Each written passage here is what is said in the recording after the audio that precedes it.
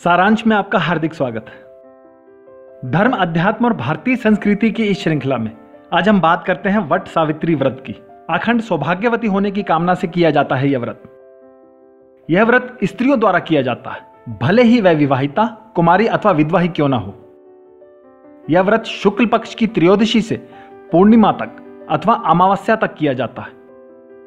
आम प्रचलन में यह व्रत अमावस्या को ही किया जाता है, इसीलिए इसे वट अमावस या वट पूजन भी कहा जाता है। वट का अर्थ होता है बड़ या बरगद।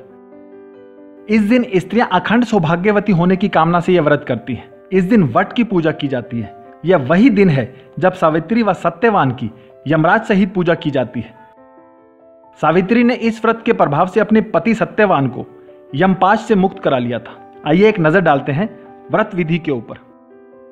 इस दिन स्त्रियां प्रातःकाल स्नान आदि करके अपने बालों को धोकर बांस से निर्मित टोकरी में रेत भरकर ब्रह्मा जी की प्रतिमा स्थापित करें।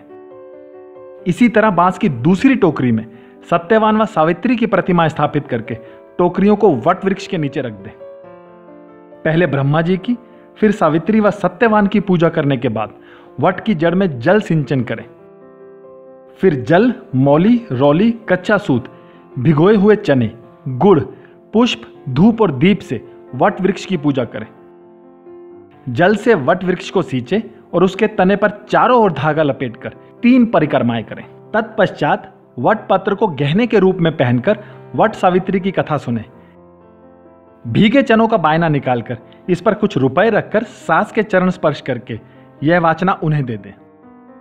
अब वट व सावित्री की पूजा के बाद नित्य पान, सिंदूर व कुमकुम से सुहागिन स्त्रियों की भी पूजा करनी चाहिए। पूजनोपरांत ब्राह्मणों को वस्त्र, फल, द्रव्य दान में देने चाहिए।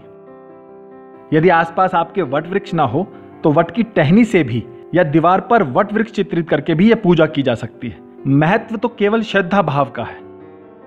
इस दिन सावित्री, सत्यवान, यमराज की पूजा धूप, दीप, चंदन, फल, रोली, केसर इत्यादि से करनी चाहिए। फिर यह पौराणिक कथा श्रवण करनी चाहिए।